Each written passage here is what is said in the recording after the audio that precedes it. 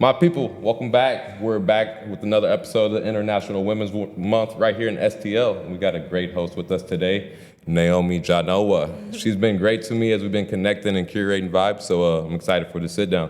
How you been? I've been excellent. How have you been? I've been good, just Good. trying to just stay grounded within the seasons and stuff. You're doing your best. I am doing my best. How's the year been for you? Oh, it's been superb. It's been enlightening.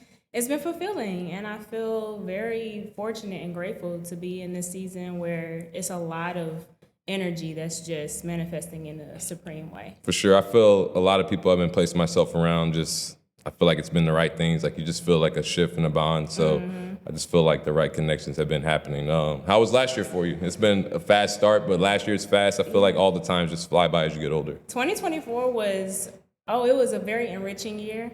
It was my last year in my 20s, and so I really was intentional about coming into the year and closing it out with the mindset that, I've learned so much over this last decade. There's no way I'm going into this next one without a really accelerated mind track and really embodying that which I say that I am. So it was a lot of lessons, a lot of alchemy, a lot of shedding and really, getting deeper into my psychology so that I could really understand, okay, this is where I've been, this is where I'm at, this is where I'm going. If this is where I say I'm going to go, then this is exactly what I need to be doing in this season. I heard that, and I feel that's why I feel like we bond a lot too, because I just feel like the real realm of like conversation and cleansing and stuff, and you bring that within your works and stuff that we'll dive into later. For sure. But you got some events coming up. You got Higher Frequency on May 1st. You want to talk about that a little bit?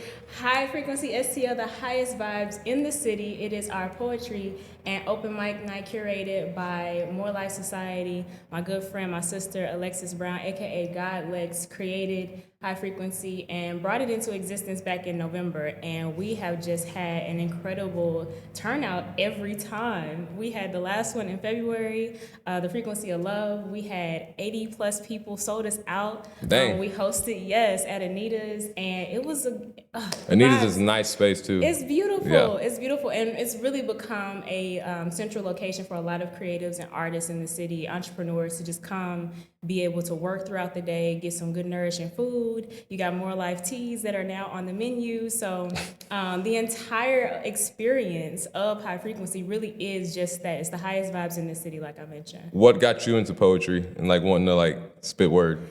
Well, It's different than rapping. I feel like it's a different take, but it's rapping in a way. She's the mother. Yes, I feel that. She's the mother. Poetry is a intergenerational gift that I've been given. My grandfather was a poet.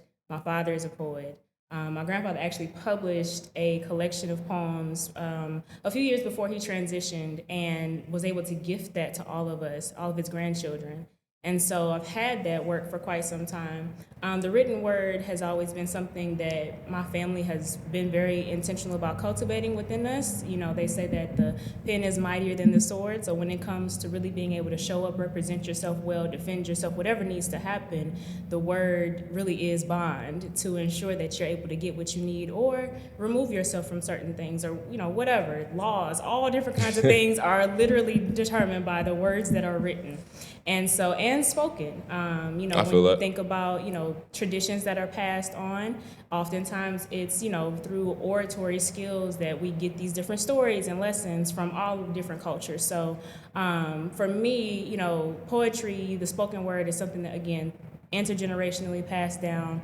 I'm not the only poet in my family. I have cousins that write and aunties, and so this is something that we all just really lean into. I think it's important that it didn't get lost like on the growth and evolution of your family, No. I feel things are easy. I feel like it's easy to lose things within the years, Yeah. like photos and things, but I'm glad you guys got the written word. And honestly, it's only intensified because for me, I take great pride in being a third generation poet, so it's just something that I carry very near and dear to my heart, and it just flows, honestly. No, it's fire. I get inspired or, and especially when you're going through different things in life, you literally have to, figure out a way to convert that energy into something that's going to be productive and ideally useful for not just yourself, but for the collective. So I'm big on journaling. Like when you journal, are you kind of like, getting in your flow, or you just kind of like, do you journal and then kind of go back and flow?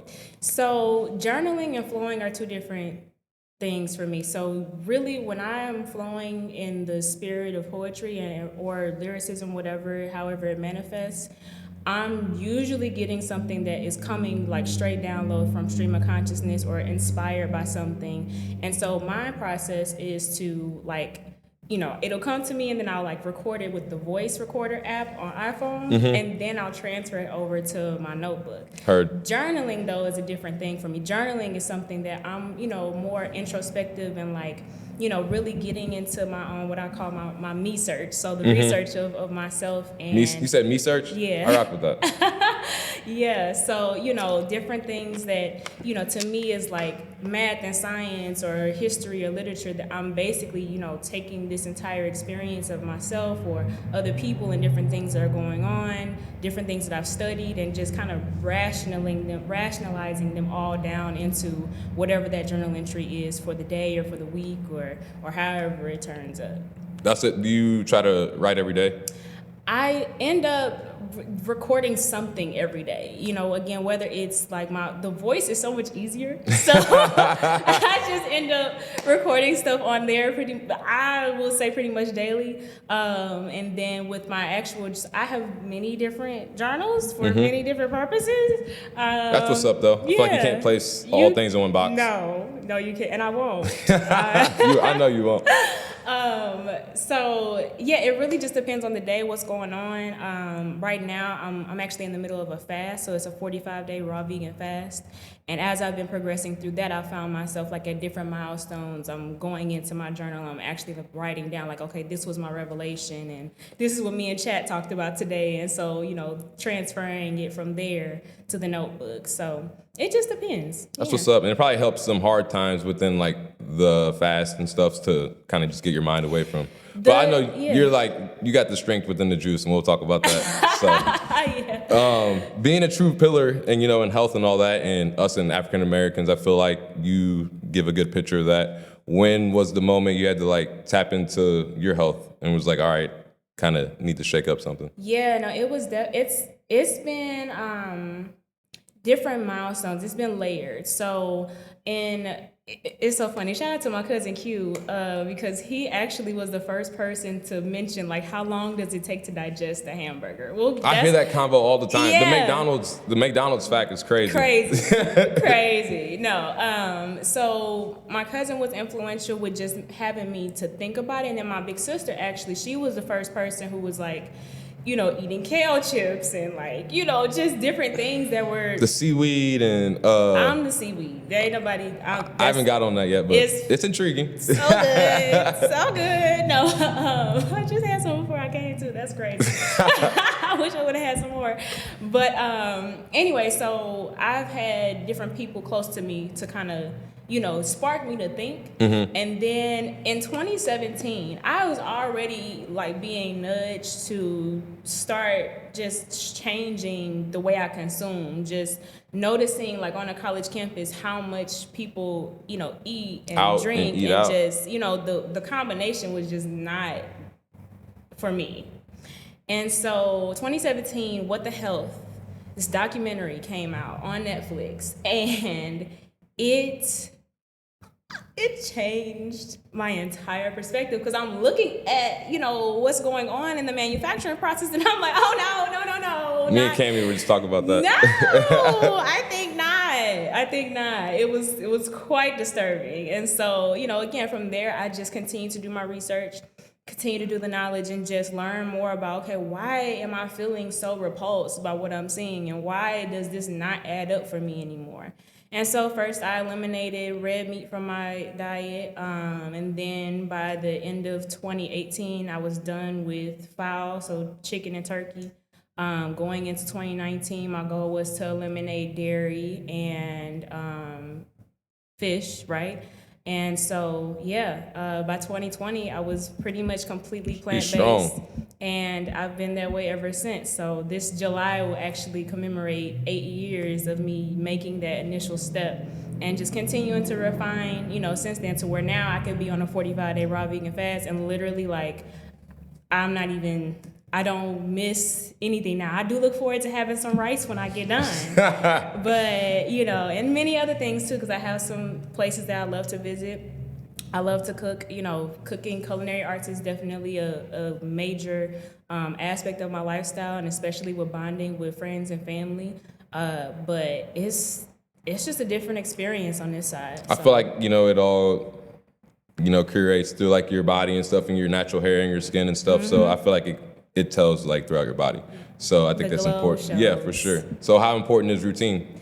Very, very, because you cannot be in this lifestyle without having consistency and having staples throughout your day.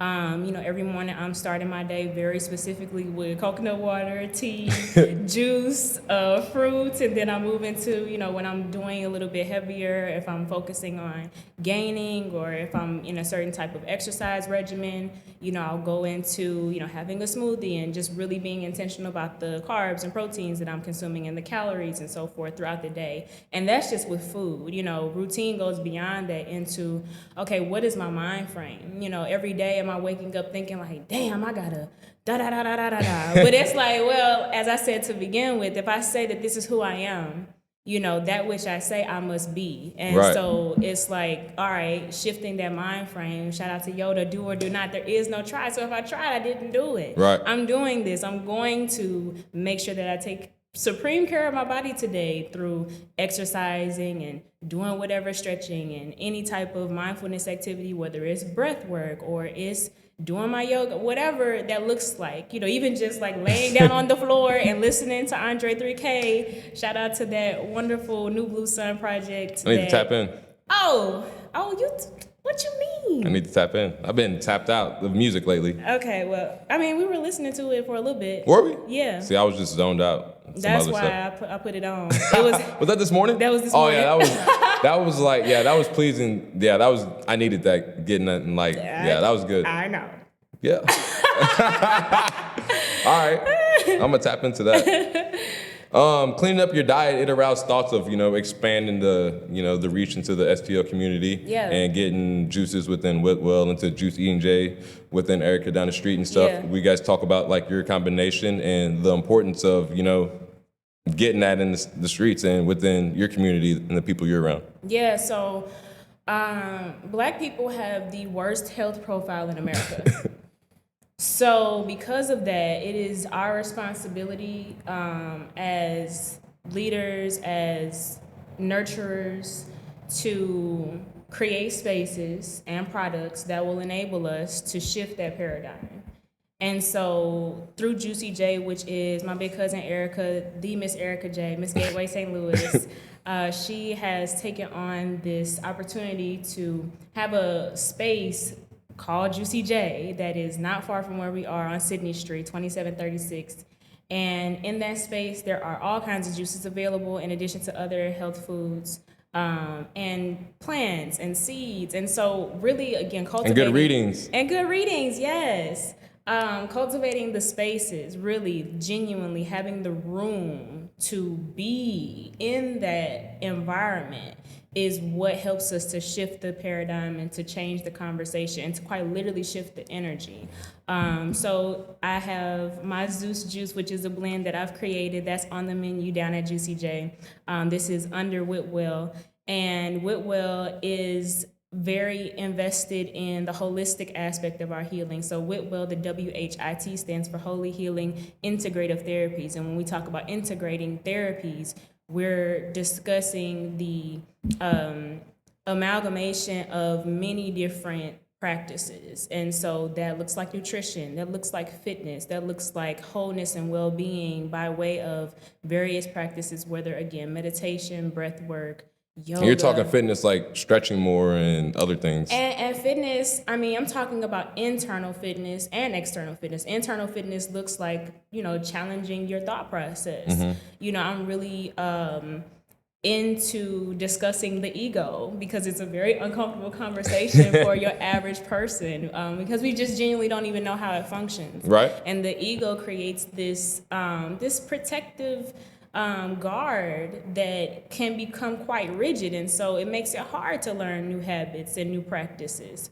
Or if you can cultivate the ability to soften the ego, which comes by way of these things that challenge you to learn something different, then you can begin to receive different information. Then you can begin to transform and evolve so that, again, we can shift the paradigm, shift the conversation around Black people and our health, because, we're leading in every disease, heart disease, lung, diabetes. Diabetes, lung and pancreatic cancer, lung and prostate cancer. Oh, yeah. Breast cancer. I mean, the list kind of goes on. Hypertension. Just because we don't know the steps. Just because we don't know the steps, and because look at the environment. Your average, Black household is in the midst of a food desert. So ain't no fruit. You know what I'm saying? You're going to the gas station or to the Dollar General to shop for groceries, and there's nothing but processed foods in there for the most part. Or if you are getting anything fresh, then it's, the last of what was available, or it's not organic. And even the conversation about organic, what's the difference between the two? Well, one has, chemicals in it that probably aren't best for your health and well-being. I'm glad you said the fresh thing, because you gave me your juice last night, and I was like in the realm of really like craving something like cold but like fresh, and I had soda. There was root beer, and then I literally poured it. I poured it, and then the juice was looking at me, and I just like poured the soda out and grabbed the juice. And it was like, I was like, oh yeah. I was like, that was good to go to bed on. Because you definitely feel it like in the morning and stuff, like like you can feel a soda and all that stuff. Especially if like, I don't really drink soda. I love a Sprite because they don't have as much carbonation. Right. And that's like my cheat. But when you start drinking the Cokes and the Pepsis and all that, you really feel that. So I was like, nah, we're gonna pick up the juice. We experience life through our five senses. And so that literally makes us sensitive beings. So when you start to sense something, or your senses are shifting and it's like, maybe I shouldn't do that. Or my body is literally sensing like, no, actually I don't want that. You can definitely give me something better than that. No, I love that. And I had the green sweets, and you're the off market. Sweet greens, and then that drink's not on the market yet? No, it's not. We're gonna talk about that. That's just been my it's gonna hit though. That'd be a good for the fast. spring. That'd be a good spring cap off for sure. Okay. It was fire. Right. So you should get that out there soon. So I usually turn the tables for my guests. I let them ask me a couple questions. You got one for me at this time? I do. What about this platform has helped you evolve as a Black man in America? Oof, I like that. I like that. I feel like it's helped me evolve. So I feel like last night was very important. Kind of, Katie was talking about it earlier too. Just and you too, like evolution. So I just remember the days just doing it by myself, and I could have gave up, and then now it's kind of like, it's just like crazy how you can just naturally like ask someone if they want to come on. And that's what the podcast is about. And they're like, and then they see the work and then they want to come on. It kind of just makes you keep going, It's invigorating. 100%. Yeah. And like, sometimes I don't want to believe it's happening, but like, I better. And I'm just trying to just like be here and stuff, and it's just, I do like just stay real within all the conversations and stuff. And I just feel like that's what it's about. I've never tried to like chase a style or like, their podcast is cool and like tried to jock that. I've just kind of just stayed me. And I feel like, even outside the podcast, like I can walk in a room. I know people like feel my energy. That's just because like, I just carry that within me and what I want to bring to like everything I come into. Yeah. So I feel like the podcast has helped me like stay true and grounded. So, that's what's up. Yeah. I would do that. That's what's up. And that's what you wanted anyway. Oh, 100%. Yeah. But it's just like last night I was just laying there. I was like, bro, this lineup is crazy. I had to like, I got a projector, right? And it kind of just shoots off, and I had to like get up and like start like shadow boxing, because I'm like, I got to get myself like ready, because I was like, it's not that I wasn't ready, but it's happening, So it's like, we're here now. Yeah, now I'm here. So I'm like, all right, got to I've done the footwork. Now it's like, just keep shooting free throws, So on me. That's the easiest shot besides layups. No, 100%. So I've got to meeting you through community and all that, and I've Yeah. got to meeting a lot of others that have been on and are going to be on through community. What's community look like to you in St. Louis? Community to me looks like a lot of different things. It really does, because I have love and connection in so many different spaces. And I feel like the shirt is a big drop to like community. Me. So Oh God. tap in. Right there.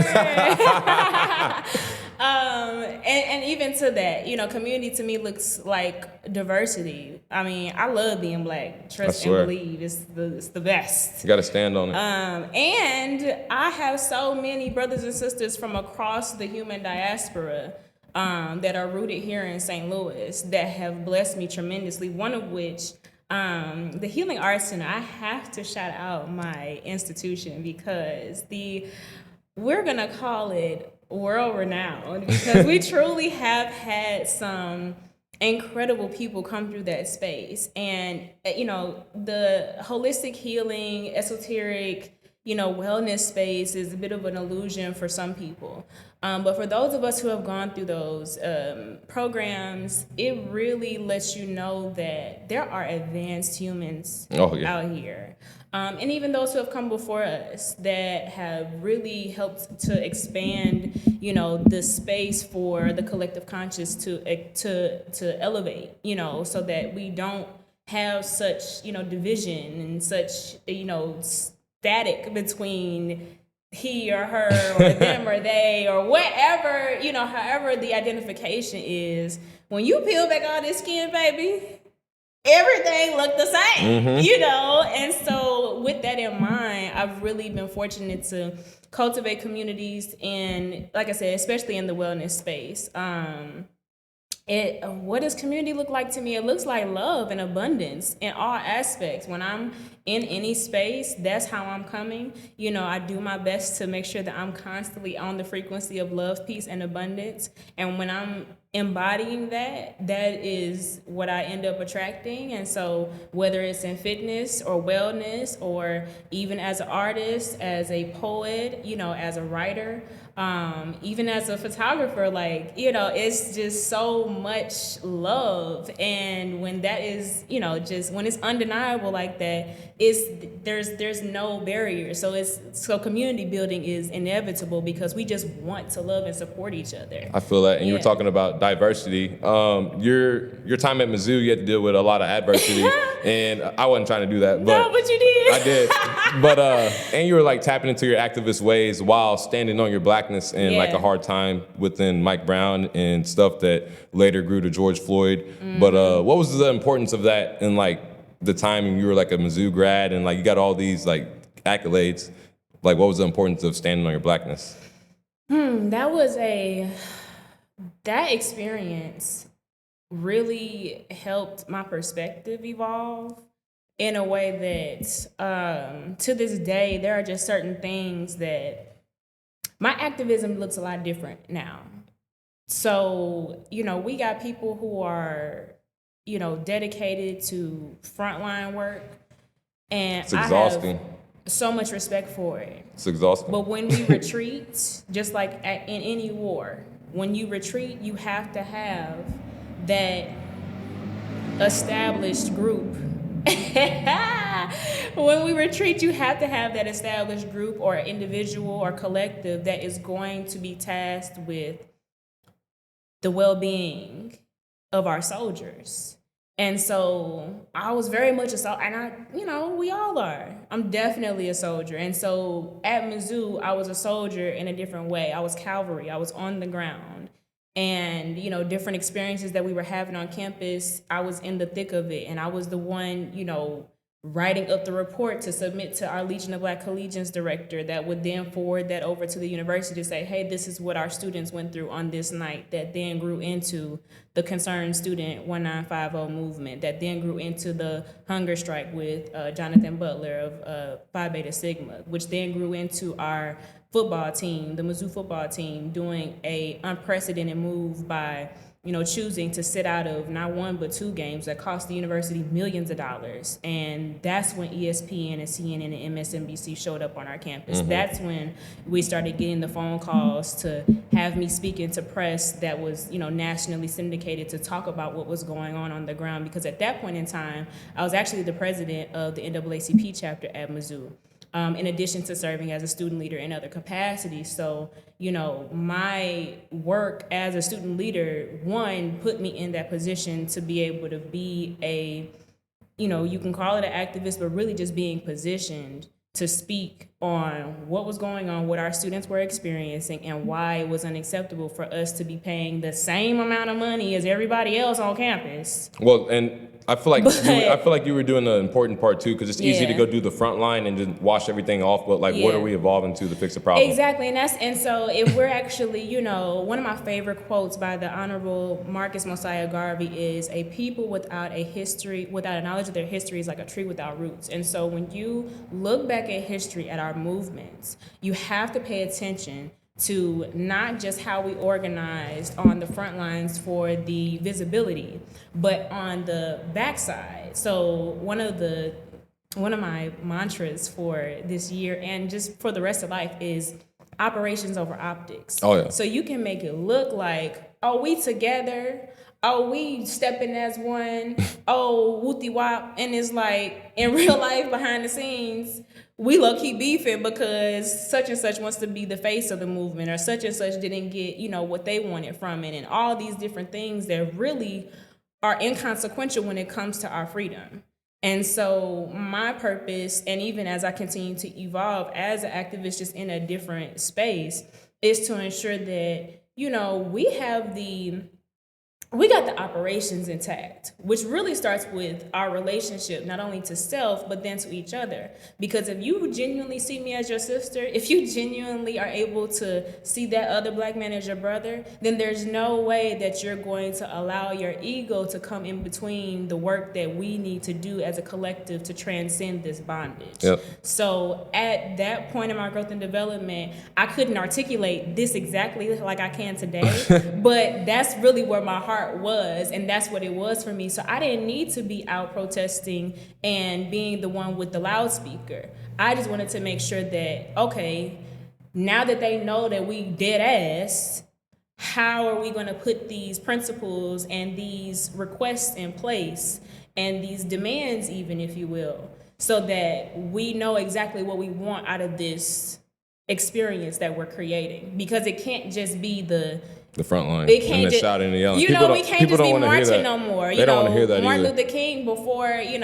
he was unfortunately, taken away from us, he was talking about civil rights. And so, we got the attention of the world, knowing that Black people in America are under siege and prisoners of war, essentially. But why is that? Well, it's because we don't have the opportunities that we need to be able to transcend poverty. We don't have the opportunities that we need to be able to invest in education and business and create, streams of income for ourselves, so that we have the infrastructure and we have the institutions to do for self, to save yourself. Shout out to 19 Keys. So, and that is that mind frame. Again, at that point in my growth and development at the University of Missouri, I did not have all of these pieces together, but I knew that I didn't want to it's never been surface for me. You know what I'm saying? To each their own, but respectfully, it's always been about substance. What exactly is happening after we put all this energy out? What then are we receiving back? I'm all about evolution too. So I feel like that's the most important step. Like when I was doing it too, I was like, all right, what are we doing next to grow? So I'm glad you answered that. And that's why you're here today, because I feel like we relate on that. Oh, me. So you do massage work with Unbiased and Unbiased skincare and wellness spa. Yes. And so I had to get hands-on experience. It was great. Yeah. So I feel like you're very tapped into that on the professional level. What's the importance of, being intentional and, tapping them trigger points within each client and just making it more than a massage, I feel like? Oh, yeah. So Whitwell St. Louis is committed to ensuring that people are, again, integrating themselves at the physical, mental, emotional, and spiritual level. understanding that everything is everything, which equals one. And so when we talk about BEAM, which is the acronym I've created for body, energy, emotion, and mind, we're talking about creating balance that you can consistently walk within, and eventually your ultralight beam, or the light that you are, will shine so bright that it's undeniable. I feel like Even to yourself, because truth be told, when you're feeling things in your body, that throws you off mentally. And when you're experiencing things mentally, it resonates in your body. And then when we get into the emotional, it's like all of these things are interconnected, because emotions are just what? Energy in motion. Yes. And we are energetic beings in all ways, whether you're talking about humanity or you're talking about the sun or the trees, it's all energy. And so my goal in every session is to not only create the space for the energy to flow, and no matter how that looks. So, someone can come into a session and be grieving. I'm probably gonna pick up on it, because I've allowed myself to be sensitive and attuned enough and pay attention and study my client to where I'm able to see, okay, there's more going on than just the neck and the head is hurting, or they haven't been able to sleep in weeks. In reality, they just had to bury their mom 6 months ago, and that's not something that you just, throw off. Exactly, and so many other things. It doesn't necessarily have to be that extreme, but extreme just depends on the person, because you could lose, a pet, and that could be just as devastating, or a job, or transitioning from city to city. I've seen a lot of different things within that space. And understanding how the body keeps the score, which is an excellent book. The body keeps the score. Yeah. The author at the moment is escaping me, but I remember that. Yeah, essentially, your body, the issues are in the tissues. So at a chemical level, you are constantly storing all these experiences within your body. And if you don't find a way to release that, then it's going to add up, and the total is you, and that collateral isn't worth not paying attention. Or making the investment in things like body work and massage therapy. And the mental health awareness that Whitwell hosts events for. And you guys got something coming up? We do. So at the end of June, Whitwell, in collaboration with some other great organizations in St. Louis, will be hosting Summit. And Summit is our supreme self-care workshop that is dedicated to the health and well-being of Black men, specifically so that he may remember and restore himself to regenerate and be who he is intended to be, which is a much deeper conversation, perhaps for another day. I'm gonna have, around that month, will probably be all around that month, so you'll probably come back. Yeah, so June is actually Men's Health Awareness Month, and it just so happens that we also have Juneteenth in that month and Father's Day. So it's an excellent time to, really recognize the Black man for who he is and for all that he's been through, and for how we collectively can take responsibility for creating a space for him. Because truth be told, again, when we look at health statistics, Black men are leading in premature deaths due to violence, and for mental health issues, and for preventable chronic diseases. That's a problem, especially for a Black woman who has to support a Black community that doesn't have enough Black men to really provide that structure and that stability that we desperately need. And so, for me, witnessing my father, my brother, even knowing my grandfather's story, my uncles, my cousins, really paying attention to everything that they've gone through, because Black men get silenced.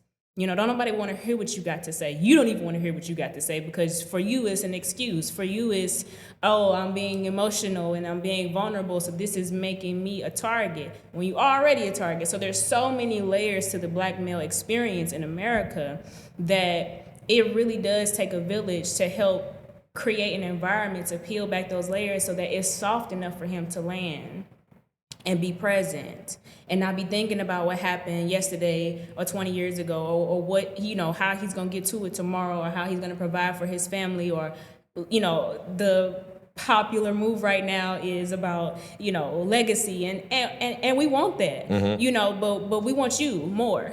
Facts. We want you to be here, not just in the physical, but in the mental, in the spiritual. You know, we don't want you to be pulled in all these different directions. And so we collectively have to figure out, okay, how do we resolve this dilemma with the black man? Because it's y'all the ones that's filling the prisons. It's y'all the ones that's, you know, crashing out and committing, you know, crimes against each other. And even us, your black woman, that's, you know, that's constantly feeding this dynamic that isn't aligned, you know, and even just beyond the physical, the emotional. We abuse each other, you know, because we don't understand, because we don't have the room to create the conversations to really listen and learn and respect each other for the perspective and the experiences that we've had. So that's what Summit is about. In Summit, we go through a series of different exercises and techniques to help just create this very peaceful environment,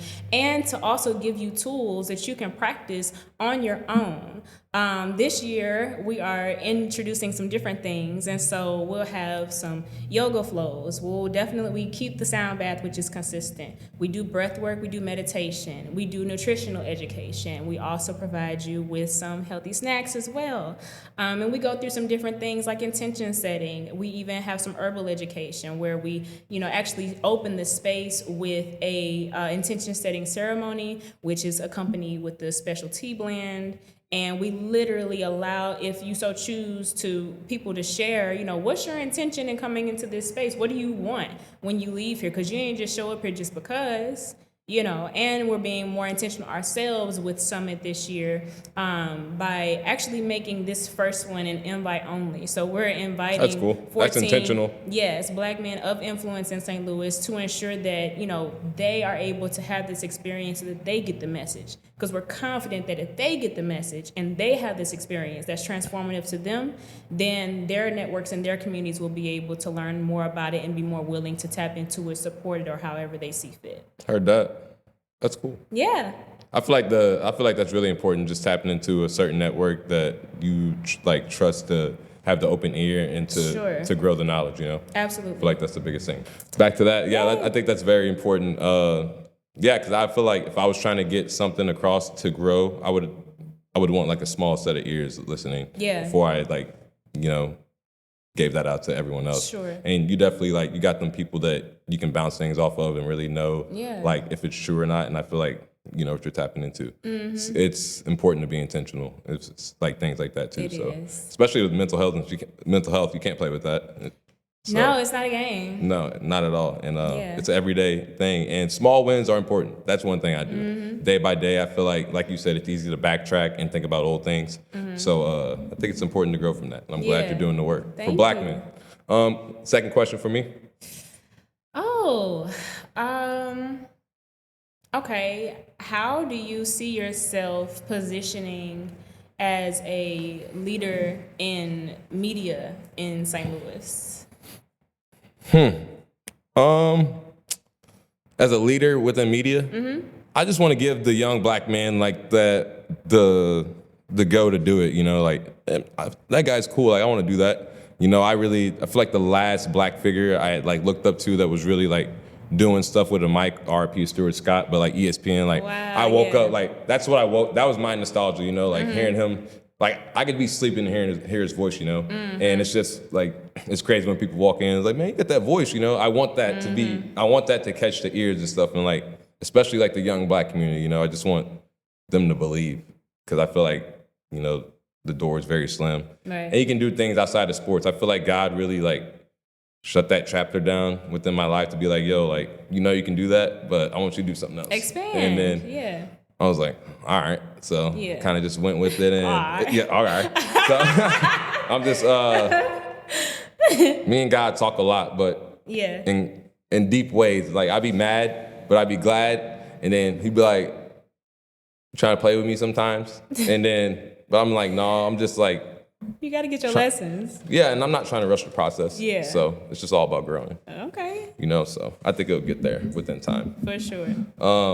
We're almost done. Well, not done. We got a couple more questions, then we'll dive into some Swervinn Q&A. Okay. Needs and wants talk within for our body and mind. What's the importance of that? And Needs and wants. I'm sure you had like a battle within that, like getting into like the healthcare and things. Yes, actually. This is a great question. So, to everybody, they're each his own, okay? I have no judgment for anybody's process, preferences, or anything like that. But and not even like products, but like, the mindset of like, I need, like, I want this, but I need this for, that. Right. Like, I used to really enjoy smoking weed. I don't need it though. Mm-hmm. I really don't. And honestly, since I've transitioned from that habit, Growth. I'm happier. Mm-hmm. I feel clearer. I feel more abundant. I don't feel like I need something that I really just wanted. And I only cultivated that need out of habit. Mm-hmm. You know what I'm saying? And the same thing can go for any person, place, or thing. Truth be told, all you need is you. And as long as you got you, then you're going to quite naturally magnetize that which you need, if you are being honest with yourself. So that's really the key. It's like needs and wants comes down to a very honest conversation with self. Like, do I really need this? Truly? Probably not. Do I want it? Yeah. That seems nice. It's comforting. It releases endorphins and, dopamine, and I'm able to have this chemical experience in my mind and body that makes me feel like I need it, but that's any habit, So for me, and I would say, the other people who I've witnessed go through various transitions where, once you did, I used to did need chicken. All I need now is some mushrooms, okay? So, and even that, I'm on a fast right now. I don't need it. Not in the same way. I mean, I am having mushrooms, but they're raw. They're not fried or, anything like that. I love raw mushrooms. Gee, and this sauce I made, baby, I'm just, anyway. So needs and wants really just comes down to being very honest with yourself, because if you can't be honest with yourself, you damn sure not going to be honest with anybody else or with your habits. And it leaves you in a space of just being in a loop of, what could end up being destructive. Or even if it isn't totally destructive, it certainly isn't enabling you to get to where you say you want to be. Heard that. Heard that. And going off that question, what's the importance of sacrifice? It's huge. It is so challenging because once you make the decision and you say, okay, no longer will I X, Y, or Z, or I'm actually going to take on this X, Y, or Z, you gotta show and prove. It goes beyond the conversation of saying it. Shout out to Chris. It's so funny because we've been having this conversation of like, okay, yeah, we've been talking about doing whatever for years now. It's time to do it. Within the park? Within park. So, you at some point, it's no more room for conversation. You done said everything that needs to be said, and truth be told, like I mentioned earlier, it's operations over optics. You can make your mouth say anything, but until you double down in your behavior and your actions and your thoughts more so than anything, then you're not going to shift and be able to embody that which you say that you want to do. So it's a sacrifice to, only have a certain set. And I don't even like saying only when it comes to my consumption habits, because the plant-based world is expensive, okay? If y'all haven't noticed, it's stuff growing everywhere out of the ground. So, with that in mind, yeah, it's true. It's a sacrifice not to save a few dollars on foods that aren't organic, right? But what am I gaining from that? Well, what I'm gaining from that, more than likely, is a cleaner product that's more nutritionally dense, that's going to serve my body to do what I want it to do. So is it really a sacrifice? Sure, maybe in a certain perspective, but when you're thinking about it globally, holistically, it's really not. And then I think about relationships really just doing too, the part. because it's the same thing. It's like, man, I would really love to love this person up close.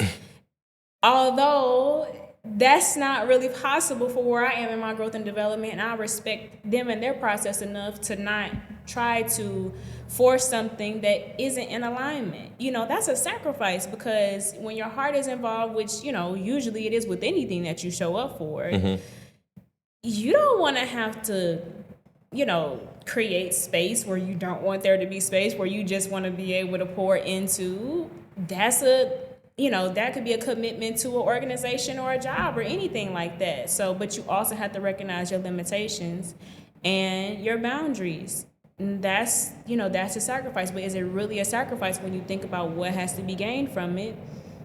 Sure, maybe in the short term, in the interim, but when you think long term, when you think about, what is my end goal? What am I actually striving for? How do I want to live this very impermanent temporal life and make impact on humanity that's going to keep going for thousands of years, hopefully, after I transition?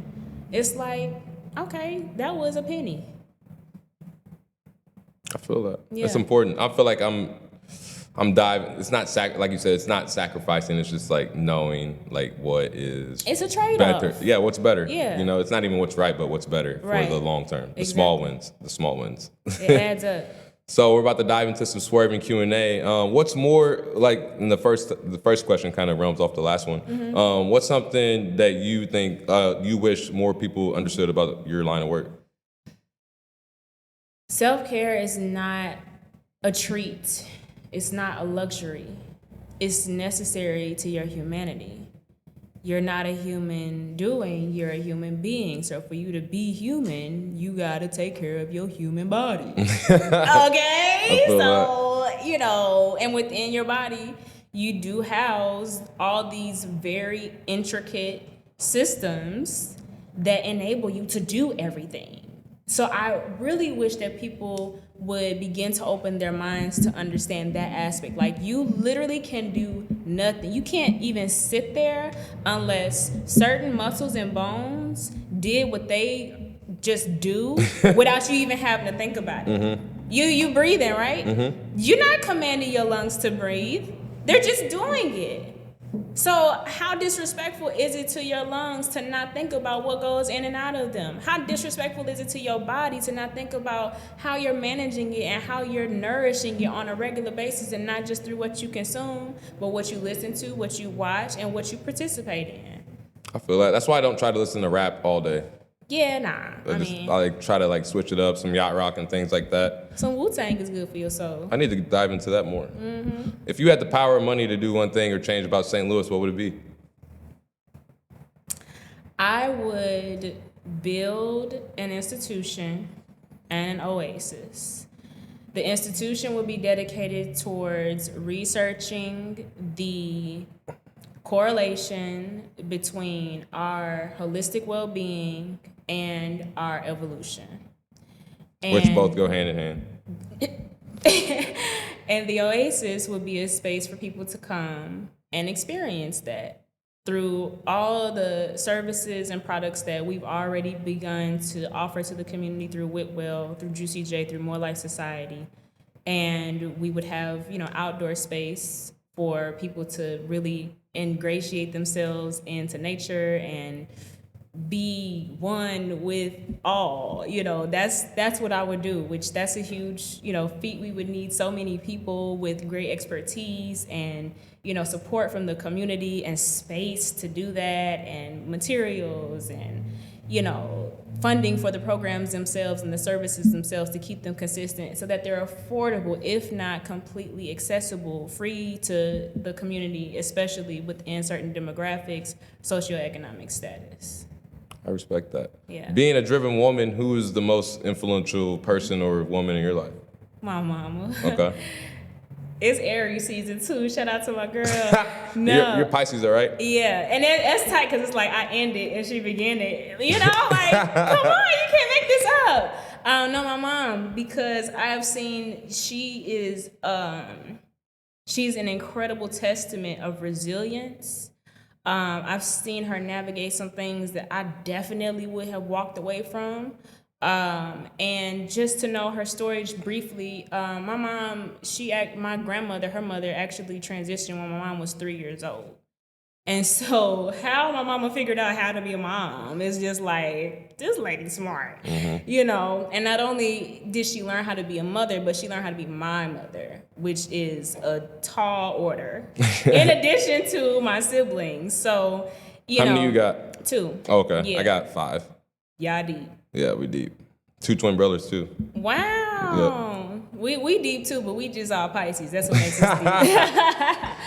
So, no, my mom, she's just, I can't even articulate it. Her energy is effervescent.